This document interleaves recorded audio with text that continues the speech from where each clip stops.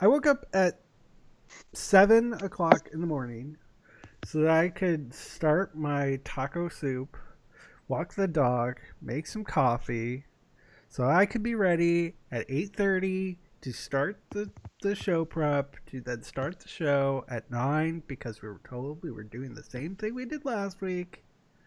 But no. Are you okay? Also, Because you I sound got allergies up to Okay. wazoo. I'm tired. Cranky. I'm sorry. I apologize. whiny is more appropriate. Anyways, Cranky. ain't nobody gonna be able watching us this morning on YouTube. I can tell you that right now. It's not my fault. I'm just doing what I've been told. With my understanding, show prep, but anyways. Where is this? Do this.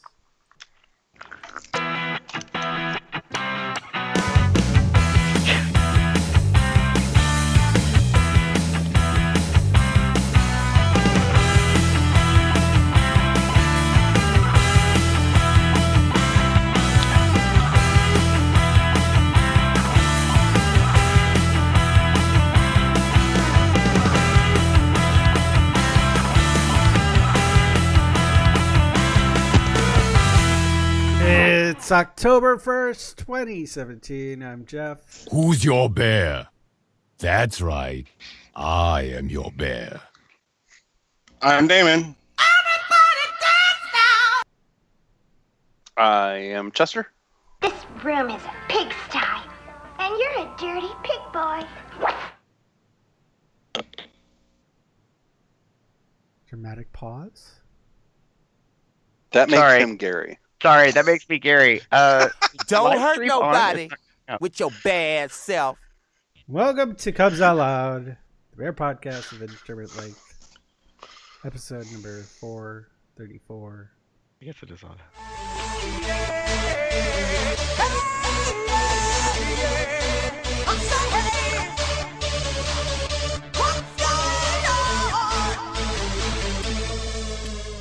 I'm out of coffee.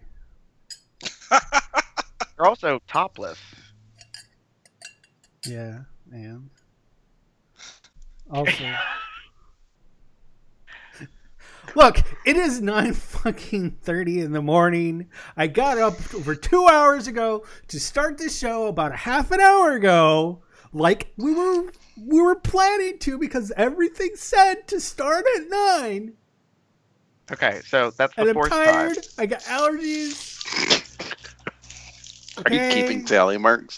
I am now, because apparently we're not going to get off this train. It's just going to keep going around and around and around. Anywho, Anyways. what else is going on with you?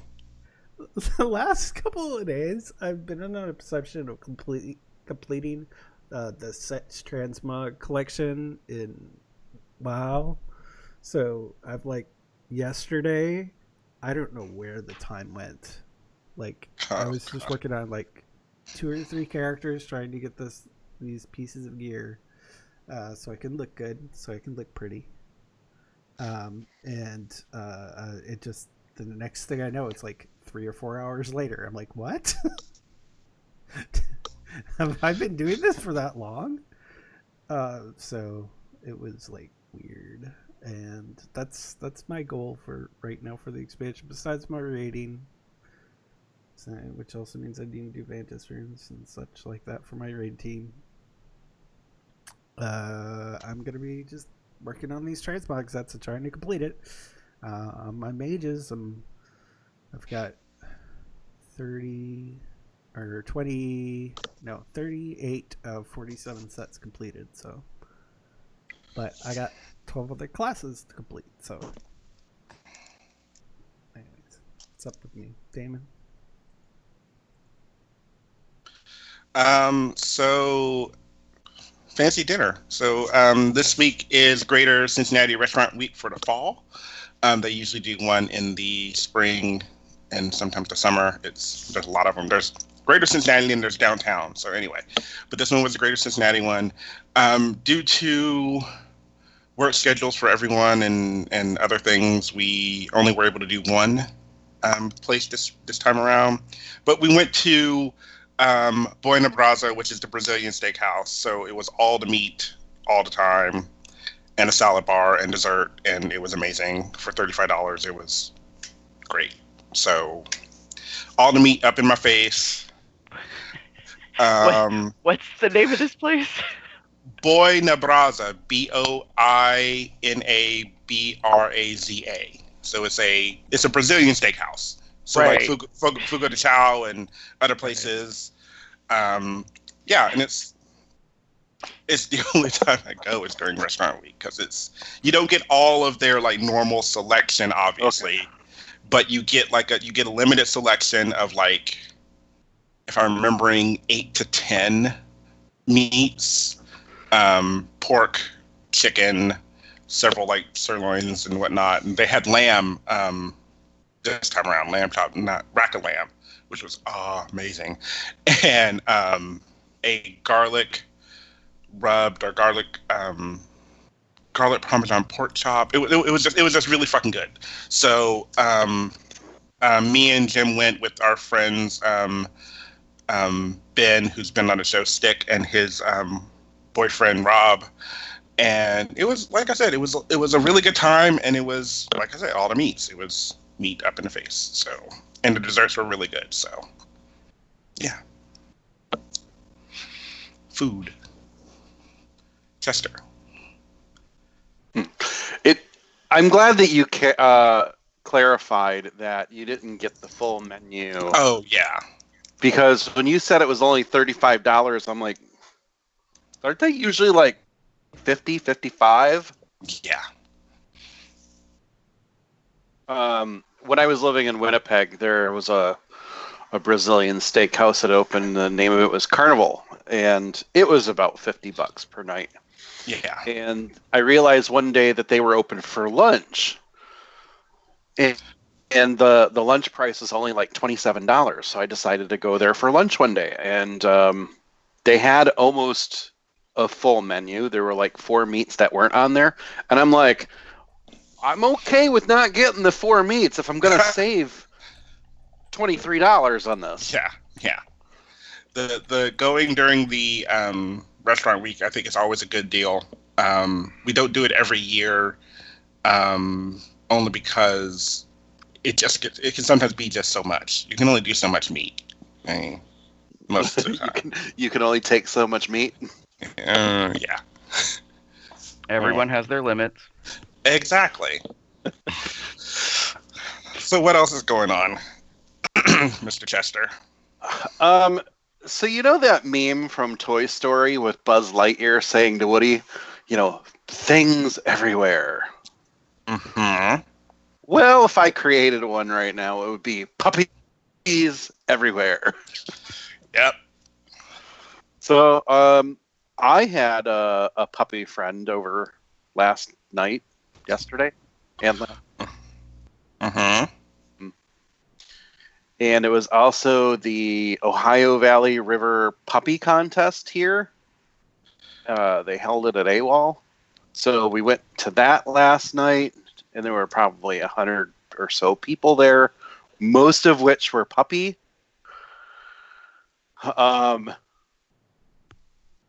Yeah, I'm puppied out. No. What?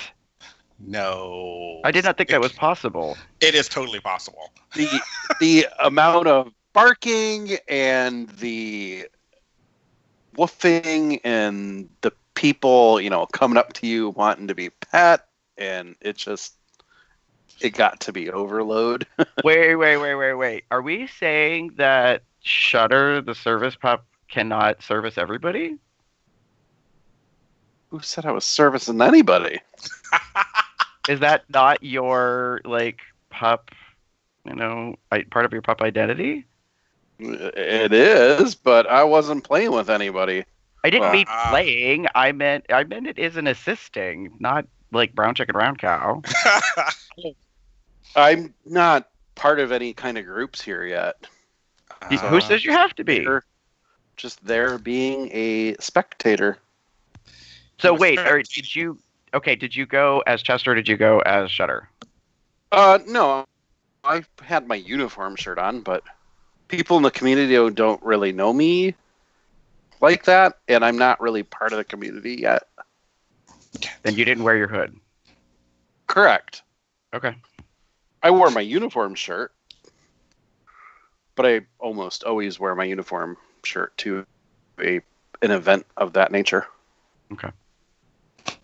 I'm not.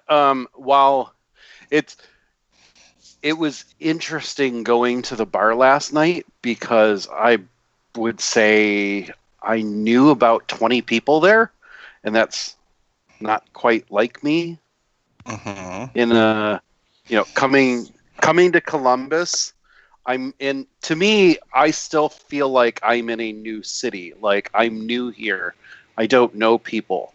And then going into the bar last night, I totally expected to see Dane. I knew he was going to be there.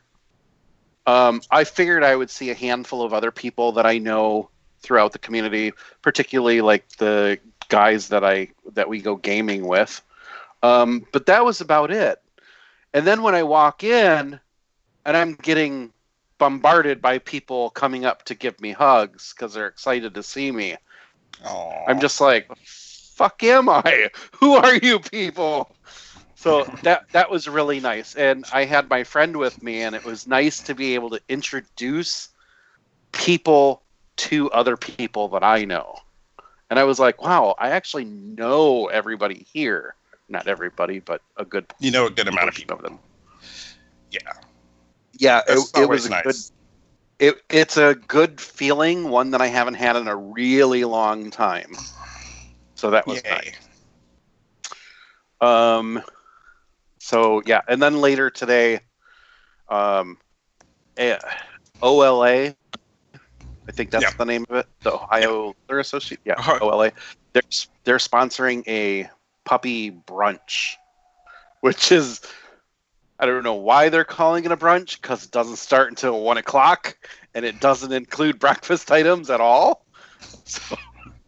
Because they're gay. That's why. Gays don't lunch on Sundays. Right, they brunch.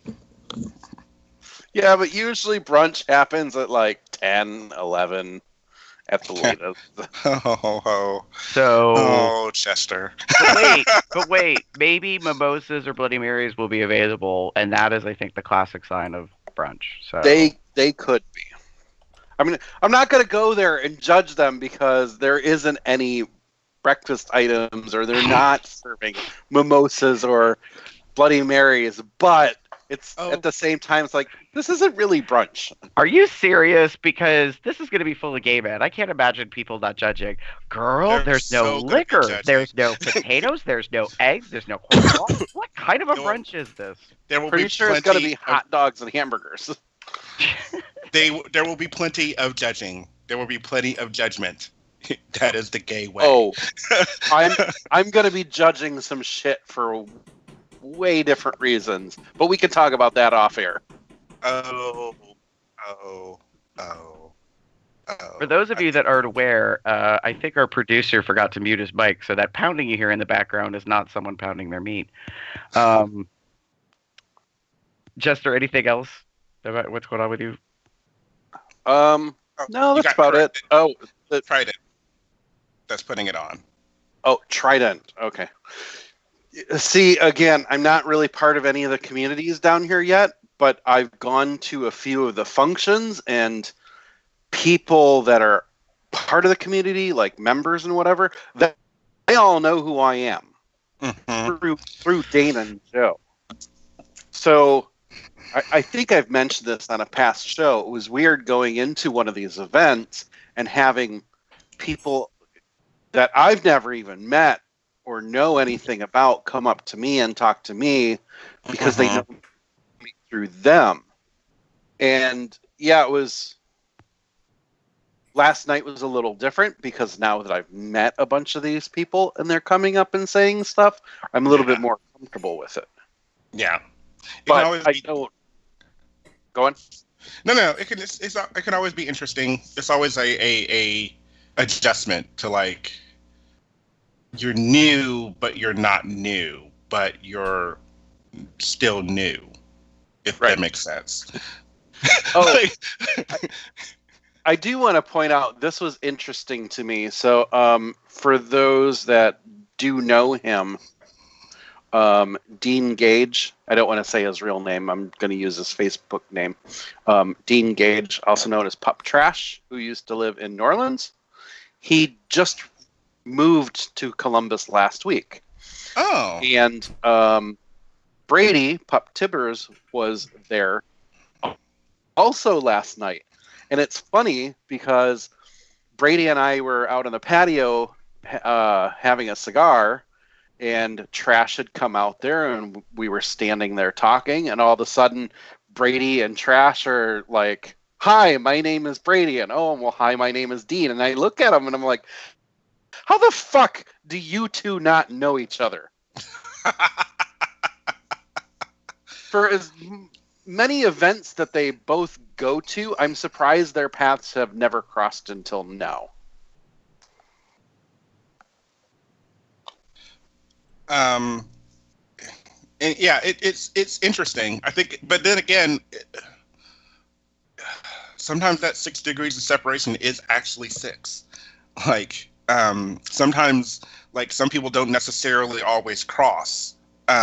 Even though they have a lot in common, sometimes it just never really happens. There are plenty of, well, I'll just use here as an example. I know there are pups here in the city that I've yet to meet for one reason or another. And I know they're here. I see them online all the time, but I've never actually met them and talked to them. So, anyway. That's about it for me. Gary? So I went to New Orleans last week, and I enjoyed being there. It's my favorite city in the contiguous 48 for here in the United States. It's funny because I don't know how to explain it necessarily to everybody, but it's quite the melting pot, like culturally, and it is old in terms of like history, the length of time that the city's been around, and the different areas, and it's just it. I was talking with Grace, my friend, well, newer friend. She's actually best friends with my bestie Jeff, and that's how we met. She's lived down there for like 15 years, I think, something like that, maybe 12 years. So, but I told her, I said, every city kind of has a flavor, and by that I mean a personality. So the people in the city have a general kind of way they carry themselves, or that they act, the way they behave. And I told her, I said that New Orleans overall is pretty welcoming, and it has I don't want to say a fun atmosphere, but I said, when the slogan is, let the good times roll, that kind of permeates things. I said, I come from the Northeast. We are much more matter of fact, business oriented, and it's kind of like, yeah, what you want. So yeah, it's so it's one of my favorite cities, and so I got to go see Bourbon Street again briefly. Went to Lafitte's in Exile, had some drinks at a gay bar, and met one of my coworkers from my employer who works in we kept saying, like, we work in parallel divisions. So I create the training for that goes out, and this individual works on the side that is part of what we call implementation, that is higher above like the actual instructors and trainers. So we hung out and got to meet her, and found out that she's married, and her wife is in Mexico and is looking to become a U.S. citizen. So yesterday I introduced her and Cisco to each other on Facebook, so that Cisco could help provide some insight on what it takes to become a U.S. citizen, because he's been going through that process. So yeah, I was happy to kind of make that connection, but it was good. So I got a ton of like work knowledge, industry stuff out of going to the conference, which is good. So, but got to do some classic like New Orleans things. Part of the conference, we walked down the street behind a brass band as we went from the hotel to a bar. Yeah, it's a thing. Like, I don't know any other city in the U.S. that does that. Like, you could So from the live chat, Brady has 2 questions. Gary, did you earn your beads? Warn my beads? Oh, earn. Earn your beads. It is not Mardi Gras nor Southern Decadence, so there's not a requirement to do certain things to get your beads. They just kind of hand them out. And then, did you go to the Coven House and the La Laurie Mansion? I'm gonna say no because I don't know what either of those are. So, no.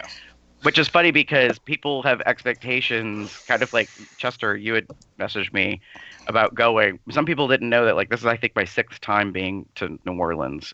Most of it, 5 out of the 6 were like as an adult. I went once when I was technically just out of high school, so I guess I was an adult, but I was young. It was a port that we stopped at during a cruise that left like on the Gulf side of Florida and then went down to the islands and came back up. And I think New Orleans might have been our first stop. So anyways, we were there for like a day and then we, got back on the ship and stuff. So I didn't remember much about it. But then when I lived in Pensacola for a winter, I went over to New Orleans twice, and that's when I got infected, so to speak, because I just love. I don't know how else to say it. It's kind of like, I don't want to say I got the bug, but I love. It doesn't make it better, though. I know that I love that city. It's like I say, it put a spell on my heart. So, and Grace was so awesome because we got to go to Cake Cafe Thursday morning before I flew back. So it's a local place. They have an amazing thing called a breakfast sandwich. And if you guys happen to see, I posted a picture on my Facebook. It's a bagel that does not have a hole in it. So it's more like a roll, but it's the same dough consistency as a bagel, and they cut it in half slightly, and then they put there's either 2 types. There's like a cheddar, egg, and bacon, or I think there's a spinach, tomato, and mozz. So there's kind of like a caprese style, and then there's like a more traditional style. But they make those, and that's their breakfast sandwich, and it's so fucking yummy. So we stopped there to get those, but instead I got a different breakfast sandwich, and I had some boudin. So New Orleans to me is about enjoying the food. So I got to have gumbo while I was there. I got to have jambalaya. I got to have a po' boy. I had boudin. So I checked off my Cajun Creole type sweet foods. I even had a meat pie, which I didn't know what the hell those things were. Just to help explain, they're kind of like an empanada, for lack of a better reference. It's another thing I didn't know that was down there. So, yeah. And I also got to see, I don't know how many of you guys know who Jay Arcino is. He is an artist, singer-songwriter who knows, I don't know if he knows, I forgot to ask him if he knows Nakia, but he knows Kendall and other folks from the Bear community that are performers. And he's from Texas, Houston, I believe, but he lives in New Orleans now, and he bought a house there. So I reached out to him. I was like, hey, I would love to run into you again, because I met him years ago. And he was like, yeah, absolutely, we should hang out. So I got to see him and stuff. So it was good fun. I really enjoyed it. And the craziest thing by far is my passport arrived. Hooray! Yay. Where are we going? So now I can travel internationally, which I think the government made a mistake, but that's okay. When I was contained to the States, it was one thing. Now I could go pretty much anywhere, apparently. So, whoop, whoop. Let's get that done. Well, it was a requirement for work because I'm probably going to Canada this month, most likely. So, in order to get over the border, I have to have officialness. So, yeah. It's where are you going? Montreal. If gonna fly, drive. Probably because I'm geographically challenged, and I at first told my boss that going to Montreal was just a quick little drive, because in my mind I swapped Toronto and Montreal and said that Montreal was 4 hours away and Toronto was 8 hours away, and that is wrong. It's the other way around as far as a drive time. So you're flying? Probably, because it would probably be better to Mark in Montreal. fly. You Fire mean 40? What's that? On Fire 40 or Yes. whatever that number was. On Fire 40 does live in Montreal. I reached out to him yesterday and told him, and unfortunately, most likely I will not be able to meet him. Aw. Because he is going to be not in Montreal. Got it. He's probably, well, it's already lined up. My travel time isn't lined up, but most likely when I get up there, he will be gone to see his boo. His boo. His boo. He'll be seeing his boyfriend Rob in the States. So I'm like, he's like, no, like he was all upset. I was like, dude, like, you know, I can't help that. So It happens. It's okay. and then he was like, do you know anybody else in Montreal? I was like, not that I know of. I don't think I know anyone in Montreal either. Yeah. I've been there. So before you go, give me a shout, and I'll tell you some places to go eat. Interestingly, Duck in a can. what? So you can go and get duck in a can. Okay.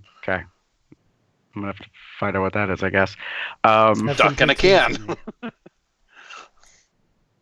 Is that kind of like possum in a can? Oh. It's literally a duck in a can. Oh, yeah. They All right. take a duck and they stuff it into a can and they seal it and they cook it. And it comes out really, really good. Nice. So. Yeah. I'm catching up on a little bit of the chat. Interesting. Yeah, so we'll see how that lines up. So I might end up doing a show from Montreal, but I don't know that yet. I might only go during the week. It remains to be seen. So Cool. that's me. Yay. So I'm only doing this because I forgot something.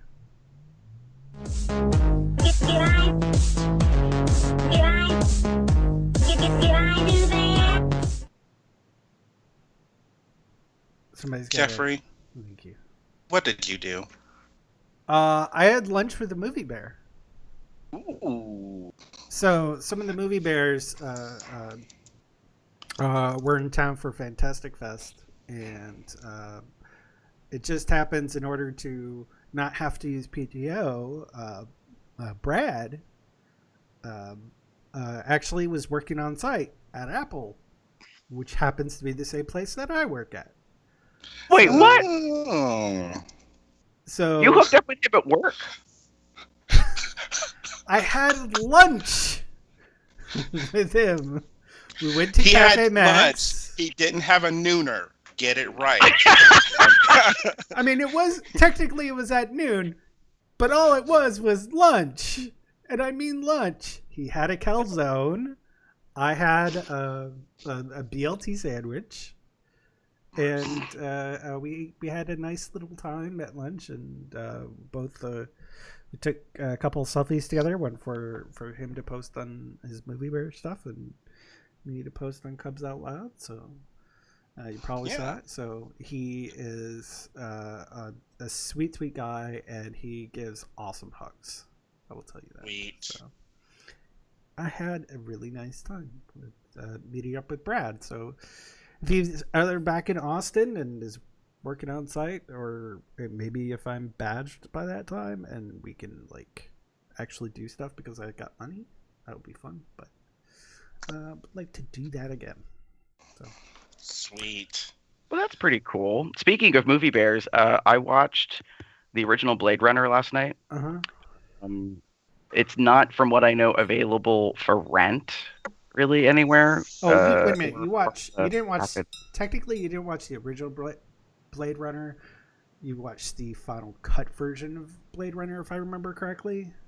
Yes, because I did my research online and found out about the 5 different versions that exist, and so I thought, well, if I'm going to go see 2049, the new movie in the theater, I should probably recontextualize my mind, because I've seen it once and or twice in the past, but it's a long time.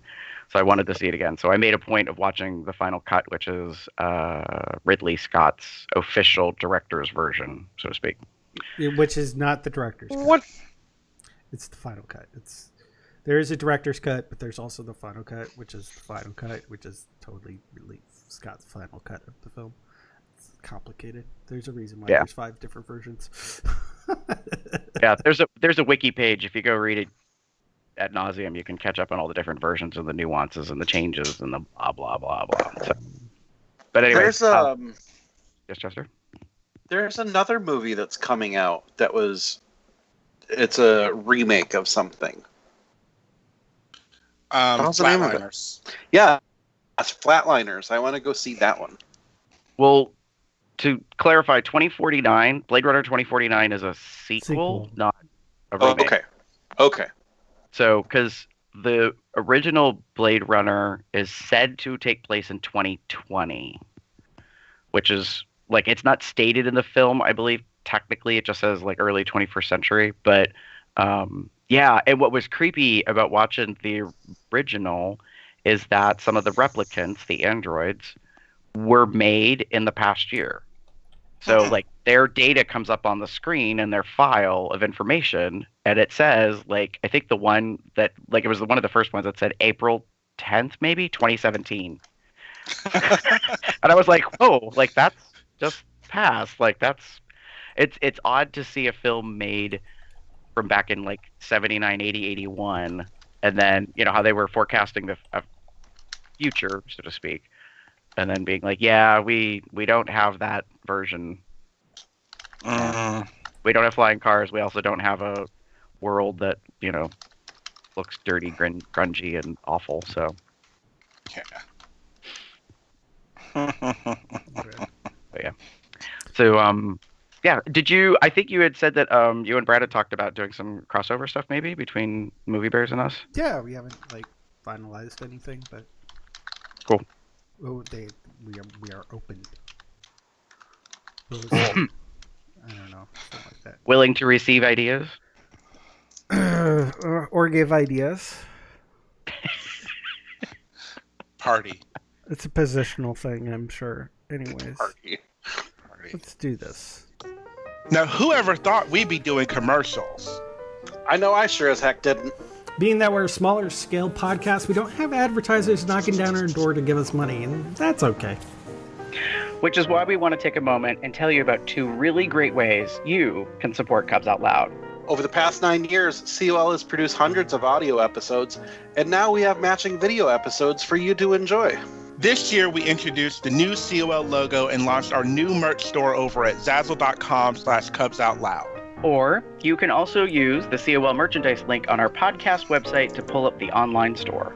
Here you can take a look through a range of products, including t-shirts, hats, poker chips, underwear, backpacks, and various other things with the COL logo on them. And keep an eye out for new things to be added based on your interests and requests. We typically can be found showing these great items off in the video stream of our shows. Also, to help with our new format, we're doing YouTube video shows that help create the audio version. We have a GoFundMe campaign underway at gofundme.com/COLstream. This campaign allows us to afford upgrading the PC that Jeff uses to produce our shows. Plus, a better computer means better quality streams. And thanks in advance for not only listening to Cubs Out Loud, but helping support the podcasts too.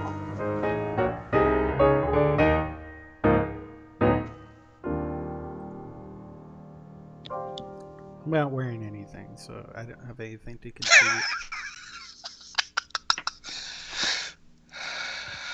I did not wear my shirt today.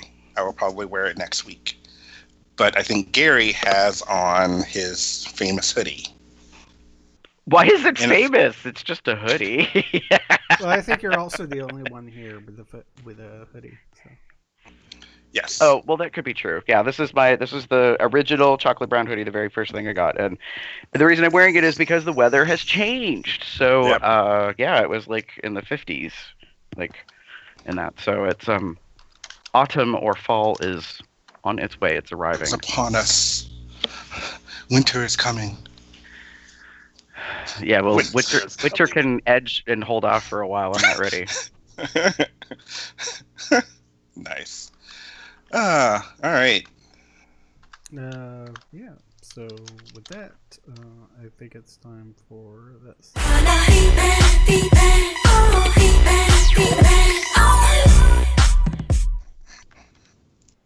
So what do we got? I'm not even looking at the doc. I'm tired. Anyways. Facebook likes. We would like to thank the following individuals for liking our Facebook page. Joseph Reed, Terry Walkman. Hey, Terry. Andrew Bridwell, and David Thompson. And then we also have a Facebook comment / post. It was a little bit of a back and forth. A certain person by the name of Brad Harris. Wonder who that is.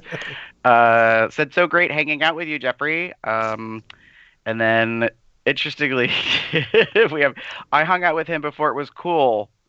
Like, silly tongue face emoticon. Chester. I've known Brad for quite some time. Mm-hmm. Anyways, and then Brad said, we were just talking about that. Ha ha, ah, the memories. So I think what Brad meant is that he and Jeffrey were talking about that. Yeah, we were talking about that during our lunch. Chester. So. Nice. So, yeah. And then over Instagram, we Beard Love Net said, I love this. And then Beardicat said, we're shouting out anyone who subscribes to our channel, link in the bio, and sends us a screenshot. And I think these were both in reaction to Jeffrey's face shorn thing from a week ago, and now his regrowth. So Yeah, I've been doing daily regrowth shots. Almost forgot to do one yesterday, but I did it. I didn't want to do one this morning because I did that last one last night, so it hadn't been too long. But I got some fuzz. Yep. Got some fuzziness going. I didn't even notice those comments. So whoever got those, good on you. Sweet. Chester, what's been going over on the Twitterverse? We have 2 new followers on Twitter, Phineas_writer and Justin Bowman 6. And over on Tumblr, we have a new follower, and it's Love BSTN, which I'm going to assume it's Boston, because his background banner image is a skyline of Boston. Love Boston 81. Sweet. All right. So moving on into our main topic of the show, Gary, what's going on?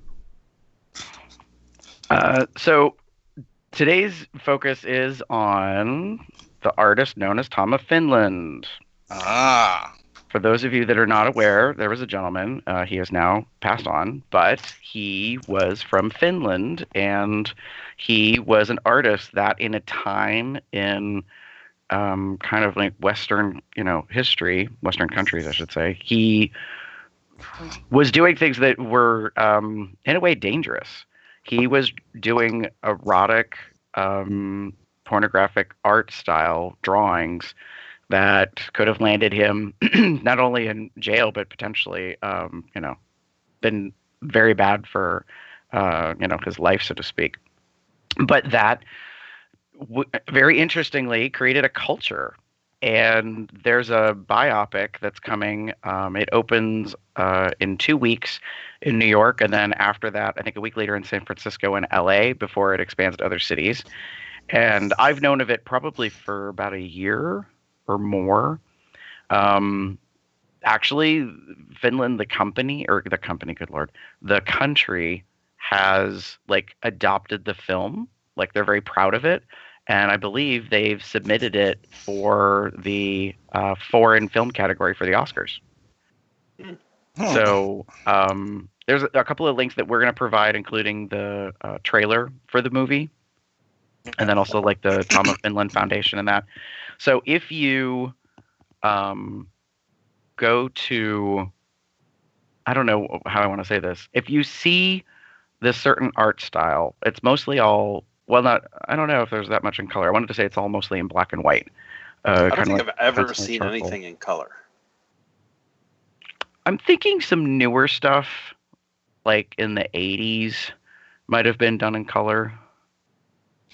It's or possible. Maybe there were artists that, I don't want to say ripped off, but took that style and did it. But his style of art was interesting because he was portraying a hyper masculinity, and it was a lot of it seemed to focus around the biker culture in a way that these masculine stereotypes or archetypes and exaggerated features about them. So they were usually, like they had big butts, big thighs, big bulges, big chests, chiseled features. But it was kind of a thing that got created as an imagery. And then what I'm really looking forward to about seeing the film is the impression that they give from the trailer is that he eventually comes to America and discovers that he created a part of gay culture in America without knowing that until he came here. Like his artistry, his drawings, and that really resonated with certain, gay men. So I find it very, very interesting to know that it's been made. There's actually been, I think, 2 biography films attempted to be made. This one is the one that everyone is kind of aware of now. When I was doing a little bit of research, there's another one that was more homegrown. I believe that last I saw a year or 2 years ago was still possibly being produced. It has a different cast, that kind of stuff. So I don't know how that one's going to come about now that this one, because I feel like this one's stealing the spotlight. So I don't know if everyone will be like, oh, why do we need another one? But yeah, it's interesting because Tom of Finland is one of the first visual mediums that I became aware of in terms of gay, gay culture and gay art. Yeah, and I immediately was like, whoa, there's something about it that's very drawing or alluring. This year at Claw, when I was there, if you saw the video that I made, they had an amazing set of panels in the one, technically it was a ballroom that was made up of all the scenery of Tom of Finland stuff. It's pretty, I don't know, there's just something about it that's very drawing. Yeah. I'm laughing because I took a selfie in that ballroom, and when you really look at the background, it's like dicks are everywhere in the picture. Again, there's actually one of me where I went right up to the poster and I had my mouth open with a dick right in my face right here, and I'm like, I'm pretty sure I can't post this on Facebook. No, I don't think you can. No. No. You always have to be careful. That was the one thing I will say about Claude, that I was like, oh, he's really awesome. And then I was like, oh, well, you have to be really careful how you're taking pictures, because if it's in the background and someone happens to see it and look, oh, there's a penis. Or there's a couple penises, or there's a bunch of, Tom, I knew of Tom of Finland when I was I didn't really get it until I was in college. I didn't see a whole lot of it until I went to college. But I've noticed a lot of his style. I know took homage from European biker and whatnot, but it became a major influence on the letter community, especially during the time, because it was very much that hyper masculine, very much that a lot of the guys in his pictures wear leather in some form or fashion, or they're wearing tight jeans and a leather jacket, or something along those lines. And so a lot of that look has then been shown or revealed itself, or kind of blended into a lot of the leather look. It's a lot of the things that we tend to, a formal, for example, formal leathers kind of have that very Tom of Finland-ish look to them. Well, that's the thing I find interesting is what I want to know from watching this film, and I'm not going to say that the film's going to be 100% accurate. Let's put that out there.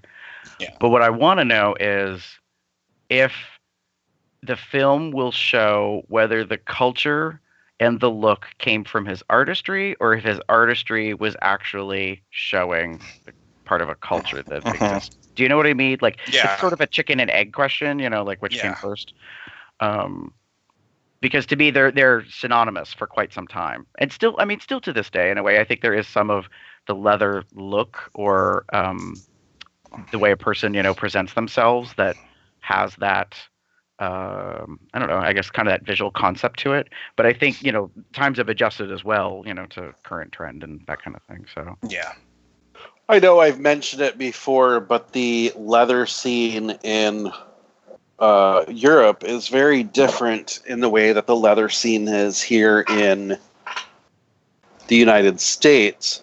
If you go to a leather event in Europe, everybody looks the same. They're all in, I don't even know what the type of boots are called, but they come up to your knees, and then they're wearing the pants with the hips that come out. Yeah. And they're in a leather shirt, and they have a Sam Brown belt, and they have a jacket, and they all got covers, and they've all got gloves, and everybody's got a huge cigar hanging out of their mouth, and it's like, you guys all look exactly the same. Mm-hmm. There's zero diversity in the way people look. And here's me, I'm showing up in my gray camo shorts and my uniform shirt, and I've got on boots, and that's it. That's my leather. That is what I consider to be leather, is my boots. Yeah. I know that there's more to it, but for me, that's my look. And people are giving me dirty looks because I'm walking into their space, and I look nothing like them. Mm-hmm. yeah, in fact, I just found, and I'm going to put it over into the chat, but I put it on the doc. There's an actual Tom of Finland Tumblr account. So for those that are not aware of what we're talking about, I think once you see what this is, then you'll be, oh, yeah, I recognize that. Because I don't know anybody that wouldn't have seen it before somewhere, somehow. Yeah. In some type of representation. So do you think, Chester, from your experience when you were abroad in Europe, do you think that they were like mimicking or like helping represent that style? I have no doubt. A lot of it has to do with Bluff, BLUF, and they have requirements of what you should look like as far as a Leatherman. Like, it's very cut and dry too. Like, if you don't look like this, you can't be a member. Interesting. And I'm just like, why would you want to be part of that society? That's so rigid. That was for a lot of places, that was the way things were. That was what you were supposed to be. Like, you were supposed to be A, B, and C. There was no like real variation in a lot of senses. And then slowly, gradually, things kind of opened up, as it were, mostly due to in a lot of ways it was due to several things, but in a lot of things, one of the things was probably that you were losing a lot of your base because, no offense, people were losing their lives. So it has now become a little bit more open, especially here, just mostly because it's a way to get people involved and get people active and engaged in the leather lifestyle. I know for me, when I moved here, the leather bar here was Serpent. And when I first moved here, for a long time, people were saying, you can't go to Serpent unless you have leather, and you can't do this, and you can't do that. And they had a dress code on their webpage. You had to wear either you had like your formal leathers, or you had to wear like a certain amount of leather, or you had to come in jeans, and then they started relaxing it. Jeans and t-shirt were okay. No sandals, no perfumes, no colognes, no stuff like that. There were things that they would say you can't wear, but there were a lot of things that they were kind of allowing you to wear. Again, it also, the other reason that it has to do with is business. A leather bar can't really, after so long, if you don't own so many things of leather, how is you going to keep people into your bar? And you can't get people into your bar to buy leather if you have a store or a shop if they can't get in the front door. So it became very interesting. A lot of, like Serpent again, Once you entered, literally to your right was a store, a shop where you could buy like harnesses or vests or shirts or what have you. And it was busy and popular because, again, people wanted to get stuff. It was where I bought my first harness. It was where you kind of got more into where my sort of beginning into leather scene kind of came out. And the thing I also remember from that shop was that they had a lot of Tom of Finland memorabilia / like prints and what have you. Tom of Finland has become a very big part of the leather community here. Sorry, I'm giggling because you said Prince, and I'm like, what the fuck does Prince have to do with it? And I realized you meant like artistic Prince. Yes. Prince. It's a long night. It's flamboyant jackets and. Mm-hmm. Anywho, and really, I'm appreciative of what he did, and I will if I get an opportunity, I will definitely try to watch this film,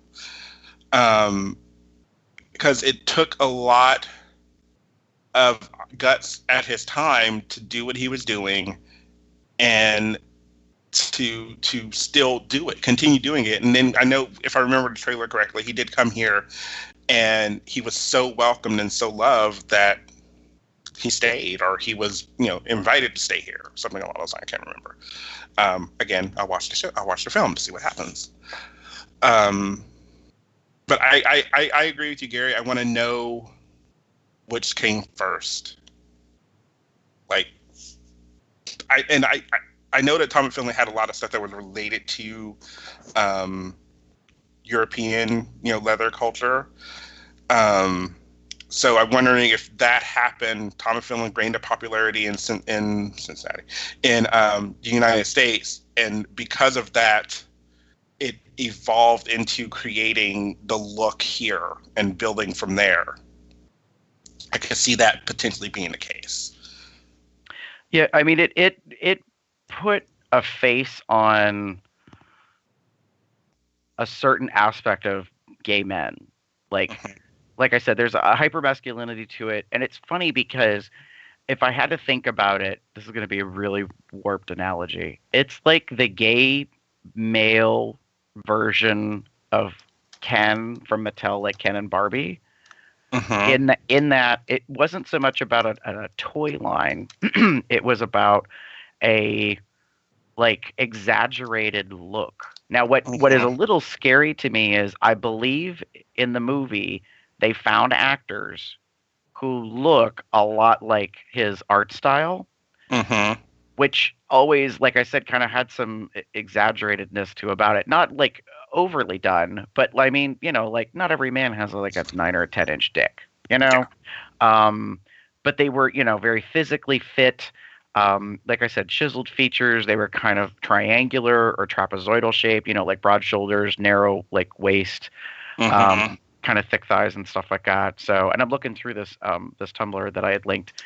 A lot of it is black and white. There are some color things. But like I said, I think those came later in his artistic career. But it's really interesting to me to see the stuff that came out of it, that he had created. Because some of it, I think the thing I like most about his art that I realized in looking at it is like he had an amazing way to show light reflection. So like if you are familiar with drag, and especially like RuPaul's Drag Race, about like how they apply their face and their makeup. One of the things that's been a recent like kind of trend, so to speak, is about highlight. How they put highlighter on, which is not, like highlighter we used when we were in high school. It's a certain kind of like shimmery powder type thing. And what it does is it puts a shine on certain parts of the face. So it always makes it look like you're in a light, kind of thing. But in his artistry, I always find it interesting how the skin and surfaces have a reflection or like a shine to it. Like he was able to affix a light off like image, you know what I mean? And like how it got represented in that. And that's the thing I find really interesting is that there's kind of like, this another way you might look at it is like there's an oiliness. You know what I mean? Like there's a sheen, I guess is really what I'm trying to say, to surfaces and stuff. So yeah, I mean, it's not in all of them, but that's one thing that I kind of noticed that was similar later on, I think, as he continued on doing his artwork. Not so much maybe in the very beginning. Yeah. But yeah, I mean, it's definitely about, masculine archetypes as far as like jobs, the look. There was like some of them were kind of like settings. It was about cruising, and that's one of the things that you see sort of in the trailer is the culture of hooking up like in a park. So for all of you that have been, listening to the show and hear me, kind of talk about pickle parks and stuff like that, like this is when you see the film, you'll start to get, I think, a little bit of a better understanding if you've not experienced that or aware of like how men would on the down low go and try to meet each other. And I think early in the culture, this is before gay bars really started to become a thing. And I say a thing because I think there's always been collective spaces to socialize, but I don't know necessarily in terms of LGBTQ history when a gay bar, quote unquote, really came on the scene. My guess is probably going to be in the 60s. Yeah. Because maybe before that, but I think before that we had clubs or social organizations, like the Mattachine Society and other groupings. But I don't know if there really was, known as a gay bar. I think there might have been like speakeasies. I think there might have been, places that you could go congregate at, but they were probably not known as a gay bar. Do you know what I mean? Like it was more, it's a bar and everyone's welcome. And it just happens that a lot of LGBT people go there in that case. So, Chester, when you were abroad, I'm curious, did you see a lot more representation of Tom of Finland in terms of like, like posters on walls and bars or, artwork available for, purchase and like postcards and things like that? Or not that I can think of. Okay. I'm trying to think of, I only went into 4, maybe 5, maybe 6 different places, bars, unless I include the 2 in Germany. But that was a while ago, so I don't remember. But no, I didn't see any type of this type of imagery. All the imagery that I would see is very reminiscent of the imagery that we would see here in the U.S. As far as like posters and things like that, like bar advertisements, they look basically the same. It's all, Photoshop, and you run a script and put in the information and you're done in 5 minutes. Anybody could do it. Yeah, one of the things I enjoy about when I go out and I go to a place is I look around at the decor, but it's not so much about wow, that's not really gay. I look at the way that they like, not only design the place, but like what's on the walls, basically. Yeah. Long-standing establishments tend to have a lot of visual in the way of like trophy cases, with awards and things from, clubs that's been their home bar at some point. But then there's usually posters or, mostly posters, not so much pictures, like promoting either events or places. And Tom of Finland imagery kind of gets blended into that somewhere amongst it. And and you can kind of tell by looking, no offense against, these establishments, but they, these displays do not look new. Most of the bars probably had smoking allowed at one time. So, the paper has been, affected by like tobacco smoke and that kind of stuff.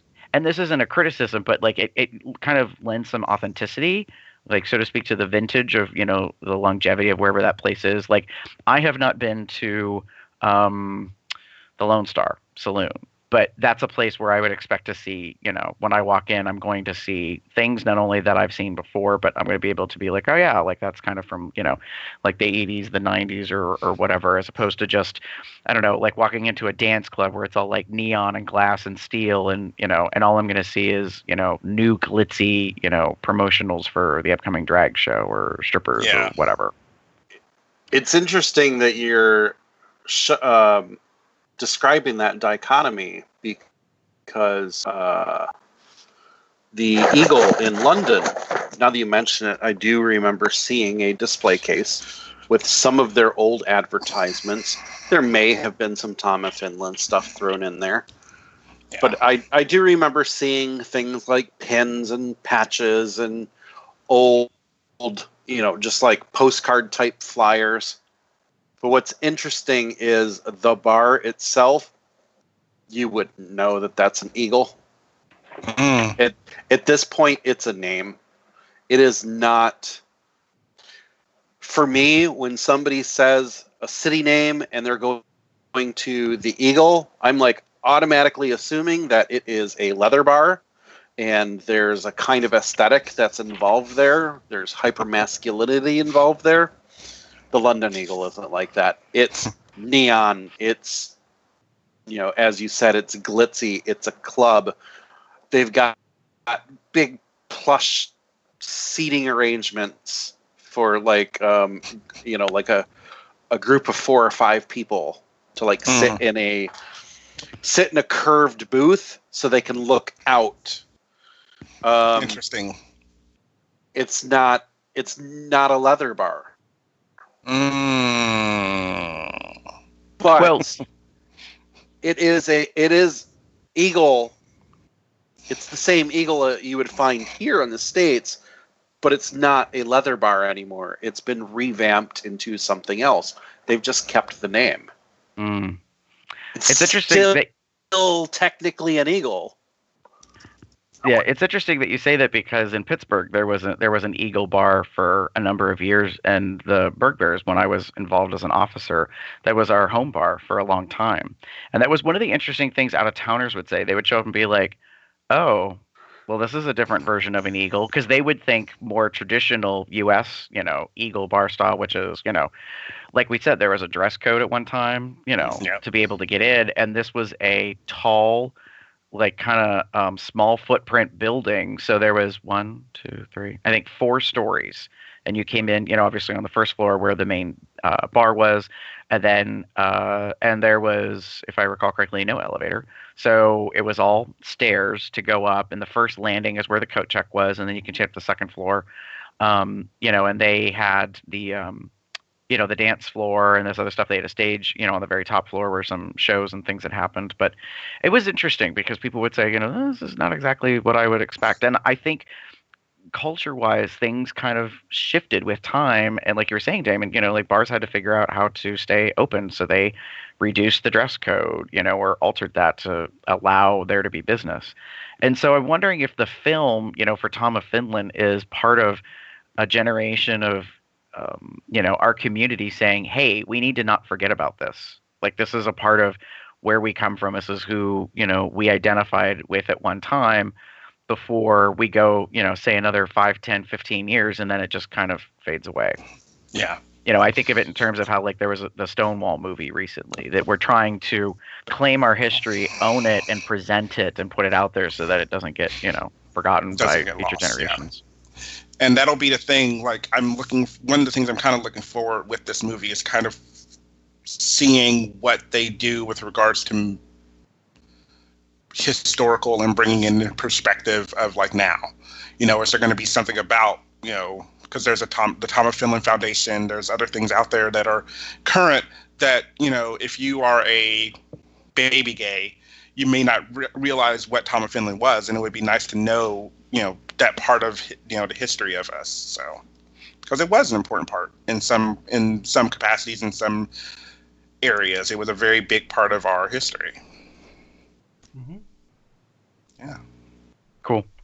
So yeah, when the movie comes out, try to go see it. If you're going to be in a local city, I would keep an eye on your film festivals, because I believe Pittsburgh has their gay lesbian film festival coming up. So I'm kind of hoping that's where folks will see it at in the near future. But and if not, then I'm really hoping that Netflix picks it up to give everyone opportunity to watch it. So probably after short run or something. So hopefully by the beginning of next year, might be able to get to see that on Netflix or something.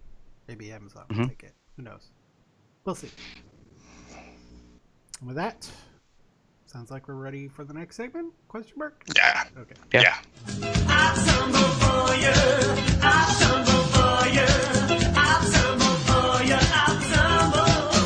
We already gave you the link to the Tom of Finland. If you are watching this later, you can actually find that on our post. But for me, Wolf Daddy.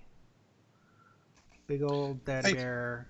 My favorite one of these, of this series, is the very last one, which is him tweaking his nipples and his cock is bouncing, dripping cum. Yes, I've seen this guy on the Tumblrs several times. On the Tumblrs. And he's always been attracted to me. He's a burly guy, bigger guy, and he enjoys showing off for sure. And I definitely enjoy him showing off. So I know who this is. Anyway, sorry.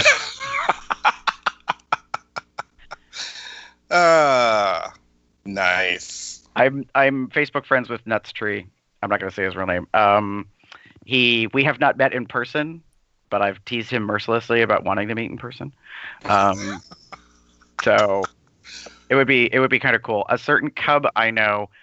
Interestingly, I applaud them for this. They are friends with people that I would not try to be friends with. I don't know how to say this. They're very well known, in Tumblr or whatever. Maybe they've been in advertising for events and stuff like that. But to me, it's kind of I'll meet them someday, maybe, through the whole 6 degrees of separation thing. But, they end up commenting on something on Facebook, and I'm like, oh my God, you know them or whatever? Not know them, obviously. So yeah, and he happens to be one of them. Now he's a hottie, so yeah. Mm-hmm. Hopefully he's versatile. Anyway. So in honor of kind of a Tom of Finland kind of thing, I grabbed this one called Psycho Blowout. It's not really a blowout, but because it's zipped, or unzipped, I should say. But it's a nice look, and I could see that kind of happening in a Tom of Finland-esque kind of way. Uh-huh. This is more like motorcycle gear than leather, whatever. But it's still hot in a lot of different ways. Too true. He's got a nice penis and a nice butt. I think you could see the I think you could see the crossover here, though, because if you're looking, the pants that he's wearing look like they have chaps, but I don't think they're chaps. I think it's part of the design. Yeah. Like the way they're done, obviously, and then with the zipper up the back for access. So. Yep. Yeah. Very hot. Nice penis. Nice penis. Chester. Mine is a photo set from Aaron. Salty Dog USN. And it says he's titled it "Worked a Wedding Day" or "Worked a Wedding Today." Took some pics while changing back into my work clothes from my ceremony clothes. Oh, bastard. So I got a couple questions. First of all, what does he mean by he worked a wedding? Was he officiating it? I don't. No, I think he possibly was involved in the hosting the event. Okay. Meaning he was, I don't know, I want to say catering, but maybe part of the decorating or something regarding the the venue. I don't think No, I don't think so. I think I can't recall offhand. I know of something, but I don't think he was a photographer at it. I think he was doing something else. But I don't think he was the officiant. The other thing is I'm assuming that he is starting out in whatever he was wearing for the wedding and is taking it off. Yes. Because it says he's changing back into his other clothes, and I'm like, I don't see you putting anything back on. I'm not complaining. I'm just curious, what the difference in outfits were. Got halfway through changing out of his ceremony clothes, and he just stopped taking pictures after that. Well, I'm like, why do you care about what he was changing into? I think the whole point was that he was getting out of clothes. Agreed. Well, yeah, but I like his style sense. Like, I like the shirt and the tie. I wanted to see what else he was going to put back on. Oh. Certain tie combination is actually really nice. But Girl, you got to think about all the fashions. But he is. I really don't care. Yeah, I don't know why. I don't know why, but I really like the sock garters. Oh yeah. Yeah, that's a Bruce used to wear them, and Bruce used to wear sock garters with his. He wore suits to work. Yeah, he would come home and. Yes. This was made aware to me. Someone pointed out that this photo set got posted because I think they were trying to be mean to me. Because someone knows that I have a thing about guys in suits. So while Ahud was not in a full suit when he started the series of pictures, yeah. So the last one with him with the sock garter and not much else on, I was like, yeah, yep. It's all nice. So at the beginning of the show, Gary, you said, "Oh, you stole my link." Was this what you were going to link to? Or were you just talking about the other one? I'm talking about the other one. Okay. Anywho, and I had a different original Tumblr link, but then I found this one during the show, and this one was way better and more appropriate for the theme. So I called it "Fuck the Police," and that's because of the shirt that this gorgeous bear cub is wearing in the picture. I don't know this gentleman, Funky Cubster, but when I reblogged it, I said that I will gladly dress up like a cop for him. Nice. So he's wearing, boots, nasty pig, socks. I think leather shorts. Yeah. And suspenders, and then this great Tom of Finland white T-shirt of a leather dom fucking a police officer that's bent over, and then in big, huge, bold pink letters is where it says "fuck the police" over top of the graphic over top of the in the good way. Right? Yeah. But Chester or Damon. It's an awesome shirt. I kind of want it, but I don't want to wear it. Like, I don't think I should wear it. you just want to. No, I think you wear it to the bar or something. Right. Yeah. You wear it. No, you wear it at like GLLA, which, by the way, is wrapping up today as we're talking. Yes. Or Claw, or something like you have to wear it venue specific, like at an event. I'm not going to lunch. Can we just take a break really quick? And I'm going to throw in an honorable mention for this. Uh-oh. Can we talk about Ray Smith's Dorothy outfit at GLLA? Oh, yeah. So for those of you that don't know, Great Lakes Leather Alliance has an annual event, and it takes place in Indianapolis, Indiana. It used to be at the same exact hotel that Midwest Bear Fest was having theirs at for years. And then they are actually staying, I believe, still at the same hotel that is connected to the water park at Caribbean Cove. And anyways, a whole bunch of people that we know that are part of the COL family, so to speak, are there at JLLA this weekend. And Ray Smith, Mr. NAB 2016 Bear, actually competed for Boot Black. And he's the Bluegrass Leather, I think Bluegrass Leather Pride Boot Black, I think is his title now. I could be wrong. Wrong. But it's because it's the one that I remember, but I can't remember the full title. Right. So he and other people that we know were there, and Ray did a couple of amazing things. First, I want to give him an amazing shout out for the fundraiser donation that he had. Actually, there were two things. One was a Wizard of Oz themed basket, because that was his theme for competing, and Miss Tammy won the basket. Yay. So anybody who knows Miss Tammy knows that she loves that. And then the second thing was that also he deserves huge kudos for, is that he made a quilt out of hankies that were blue, black, white, and red, and it replicates the Pride flag. The leather pride flag. Now, here's the amazing thing, because I saw this post on Facebook, so I can't wait to meet him in person and talk to him about this. It went up for auction at GLLA and brought in $5,000. Yep. And so he posted. I want to know who the person is that bought that for $5,000. Why? Do you need a sugar daddy? Is that where you're going? Yeah. No. I call the sugar daddies here. Get in line. So I think. I mean, and in no I'm way the am I youngest. saying it's not worth $5,000. It's not at all why I was asking. right. But it was like, who's got $5,000 that they can just go in there and say, "Yep, I want that. $5,000. Here you go." You don't, but well, I've seen things like this happen before, though. I mean, like it happened at NAB a couple of years ago.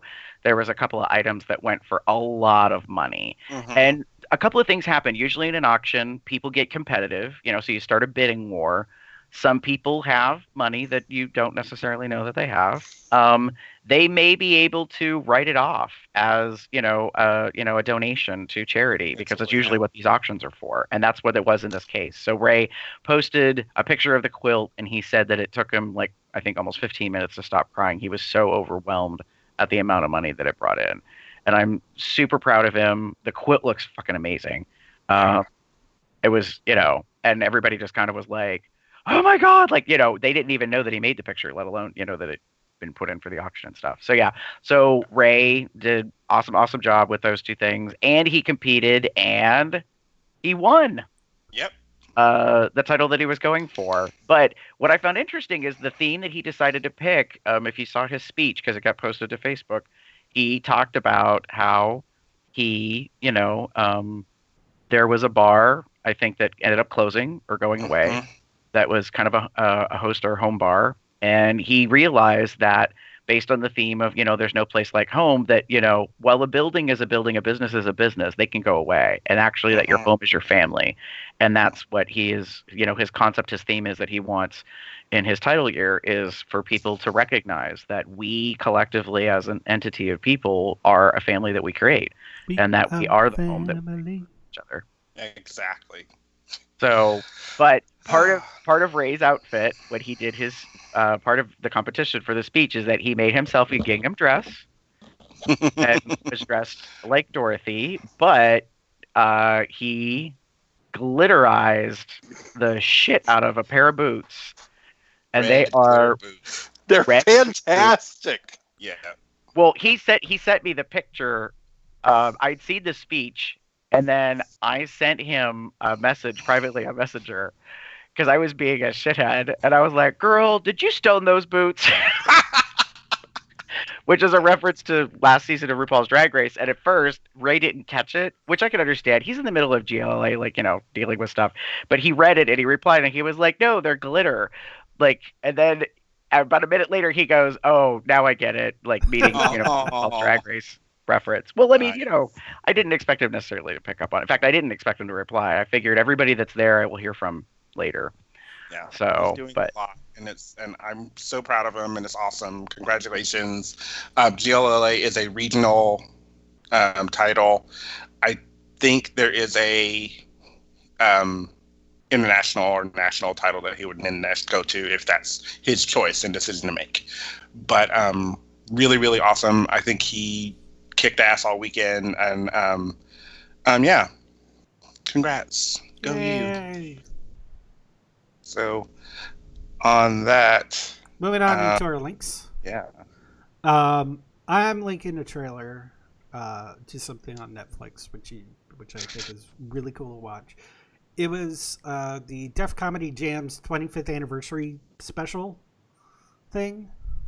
It was just called Def Comedy Jam 25, but it wasn't really like a regular Def Comedy Jam, because it was really talking about the history and how it affected people and kind of celebrating it. And yeah, there were a few short sets on it. It was hysterical, especially when there was one part that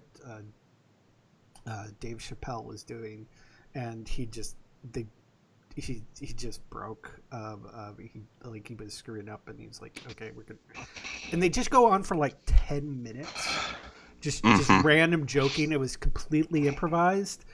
And they even like were talking about the teleprompter several times, and they restarted the section like 2 or 3 times. It was hilarious. Wow. I mean, just Nice. overall, it was hilarious, and I'm like, man, that's cool. There was one segment where somebody was doing like a words. They were talking about doing a bit about a word search app for deaf comedy jams. And he's going through things, and like first one there was like one little comment of one, and then 2, and then he says, okay, motherfucker. And there was a whole bunch. He says, I'm glad I didn't search nigga. Oh no. Anyway. Yeah. Because they were just thinking about how many times that was said during all the deaf comedy jams that would have gone on forever. Wow. I would probably say every Def Comedy Jam event. Oh, It's not just funny. every comedy event. How many times during each of those events that was said? Well, yeah. Anywho, Anyway. so it's really awesome. I remember this. I remember Def Comedy Jam when I was growing up and watching it when I shouldn't have been watching it. Well, I shouldn't have been up, but I was up anyway. And it's a really good thing, and I would love to see this. I may have to get Netflix. I keep saying that, but I'm gonna have to eventually get Netflix. Just do it, even if it's for a Chester? month. If you haven't gotten it before, I think there's even like a 1-month trial or some sort of trial thing. So, anyways, Chester, what do you got? So apparently this is the one that I stole from Gary. Mm-hmm. So I linked to a video of these 2 what do you call it? Models. Thank you. They were their skin was painted by Michael Mejia, which he was on a reality show called Skin Wars, and they do hyper realistic painting on people's bodies. Mm-hmm. And so I chose this video because he is painting Tom of Finland characters on these models and then posting or having them pose against Tom of Finland type backdrops. And the amount of detail that goes into this type of work is ridiculous. And when the 2 models are standing up against the backdrop, you can't even tell that they are actual people standing there because the artistic ability is so on point. Yeah, Jeez. it's insane. That's why I had posted it. I spotted it randomly last night, believe it or not, on Tumblr, and that's why I reblogged it. And then I was like, "Oh, this is the perfect pick for like tomorrow's episode." And then I saw Chester beat me to it and linked it, and I was like, "All right." You don't remember me sending this to the group chat like a week ago? No. Yeah. Yeah, I said, by the way, since we're doing Tom of Finland next week, check this video out. No, I don't remember that at all. Anywho, Honestly, but then like if it was while I was in New Orleans, yeah, that's probably why. No, it's I love this type of like artistry because they've body painted like something that isn't real. I mean, like in terms of like abs and different things, and I think they're only wearing probably like a dance belt, or I think the one guy's wearing like short shorts, but yeah. Everything is painted in this black, white, gray style that is Tom of Finland art, and it's just, yeah, it's fucking crazy. I was like, that's amazing to see. So, anyways, and the shading and everything. Mm-hmm.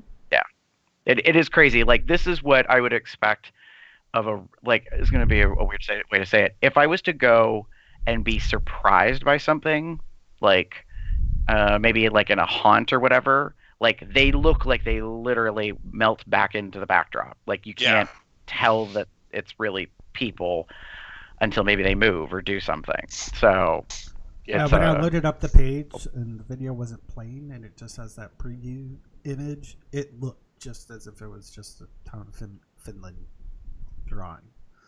Yeah. So it's pretty incredible. Yeah. So yeah, awesome. Mm-hmm. Guess what, folks? That's the end. Oh, I'm gonna go take a nap. In the meantime, there's plenty of ways to contact us. Pop over to our website, cubsoutloud at .com. I can't think today. I'm still drinking coffee too. I'm on my second cup. You shoot us an email. It comes out loud at gmail.com. Leave us a voicemail, sexy or otherwise, at 361-COL-TALK. That's 361-265-8255. Follow us on Facebook, Tumblr, Twitter, and Google Plus, and YouTube, of course, at Cubs Out Loud in the appropriate places. The URL. Join our groups. One on bearunderground.net, the Cubs Out Loud Entourage group there. The official Bear website at Cubs Out Loud. Also on Facebook, we do have the COL Entourage group. And, these groups are for you guys, so not just specifically for us. So you can chat about whatever you want in those groups. If you listen to us through iTunes, we'd appreciate it if you rate us. You can subscribe to us through Google Play Podcasts, listen to us on Stitcher Radio, where you can give us a thumbs up. You can find me anywhere on the internet as Boxed Up, Box Cub, Box something or other. Puppy. Theater Cub 79 on Bear Underground, Tumblr, Growler, Scruff, well not Scruff, HeftyNet, etc. Or you can find me as pup_umbra on Twitter. You can find me on Tumblr or Twitter under the name The Pup Up There, at a local bar in Columbus getting casually jerked off by a puppy, or various bear dating sites across the net under the name Pup Shutter or Cupcake76. Wait, stop, pause. No, we're ending the show. Keep going, Gary. We need to talk. Anyways, if you want to find me online, you can pretty much find me as GaryBear73, or possibly traveling randomly across the continents or whatever, now that I have a passport. So, yeah. And with that, say good night, everybody! Good night. Bye, everyone. Have a good one, y'all.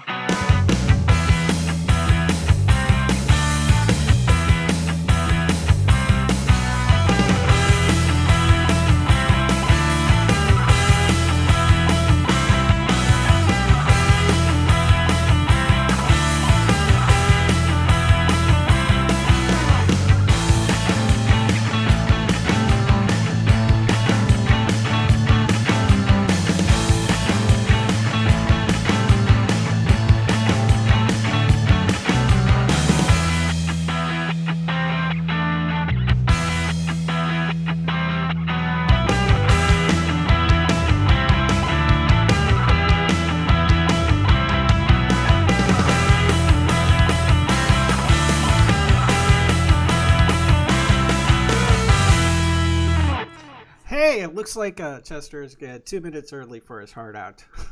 So Chester, you can say goodnight. No. You could stop the stream. You need to go back in the next 90 seconds and have someone explain this weird random comment about casually being jerked off by a puppy at a bar. No. We don't just drop a bomb like that and then just go, oh, and back to you. No. There's nothing really to tell. I was in the bathroom taking a piss, and somebody reached over and was stroking me for a little bit. And he stroked me for a little bit. There's not much of a story, apparently. He was in the bathroom, and someone stroked him for a little bit. There you go.